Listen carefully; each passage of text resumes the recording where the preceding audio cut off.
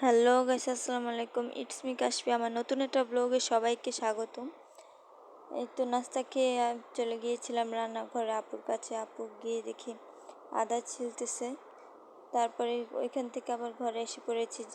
কিছু বাজার সদাই ছিল, সেগুলো গুছানোর জন্য শ্যাম্পু এগুলো, তারপরে লবণ, চিনি, ডাল, এগুলো যা যা দরকার সব ছিল, প্যাকেট করা ছিল, সেগুলো সব ঝুড়িতে রেখে দিচ্ছি। যেটা যে জায়গায় ছিল সব ওইটা জায়গায় রেখে দিচ্ছি। এরপর রান্নাঘরে গিয়ে দেখি আপু রুই মাছের মালাইকারি করবে, তাই এখানে রুই মাছ মশলা দিয়ে নিয়েছিল আর মাংস কিমা করে নিয়েছিল। মুরগির মাংস মশলাপাতি দিয়ে ব্লেন্ডার করছিল।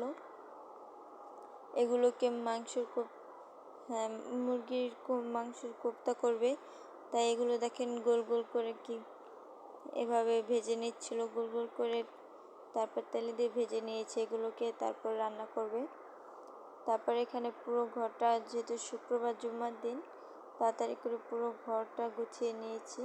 আর অনেক রান্নাবান্না ছিল, আবার যেহেতু দুলাভাই আর সালমান রোজা রেখেছে, তাই অনেক রান্নাবান্না আছে, সেজন্য আমি সব ঘর গুছিয়ে নিয়েছি। আর এখানে আপু রুই মাছ ভেজে নিচ্ছিল। তারপরে আরেক চুলায় আমি আর আপু যেহেতু রোজা না, তাই আরেক চুলায় এখানে মাংস বসিয়ে দিয়েছিল, রান্না করতেছে আমাদের দুপুরের খাওয়ার জন্য। তারপরে তো রান্না হয়ে গিয়েছে। আর এখানে বাদাম আর পেঁয়াজ ব্লেন্ডার করে নিয়েছিল। রান্না শেষে মাছ ভাজা শেষ হয়ে গিয়েছিল, তারপর খেয়ে নিচ্ছিলাম দুজনে, যেহেতু অনেক দেরি হয়ে গিয়েছিল এগুলো ভাজতে ভাজতে করতে করতে। আর এখানে ইফতারের জন্য ভাজা করার জন্য এখানে মাংস আর আলু সিদ্ধ দিয়ে দিয়েছে।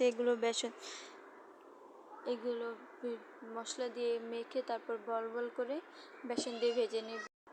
তারপর এখানে তো মুরগির মাংসের কোপ্তাটা বসিয়ে দিয়েছে চুলায়, বাদাম সস, তারপর পেঁয়াজ, এগুলো সব ব্লেন্ডার করে এগুলো সব দিয়ে। তারপর এখানে এগুলো যে হয়ে আসছিল, তখন এগুলো মাংসগুলো বল বানিয়ে যেগুলো ভেজে রেখেছিল ওইগুলো দিয়ে দিয়েছিল। তারপর একটু নাড়া দিয়ে দুধ দিয়ে দিয়েছিল, যেহেতু একটা মুরগির মাংসের কোপ্তা করবে, তাই দুধ তো দিতেই হবে। সব মশলাপাতি দিয়েছে, তারপর একটু পানি দিয়ে তারপর নাড়াচাড়া দিয়ে এটা চুলায় বসিয়ে রেখেছিল।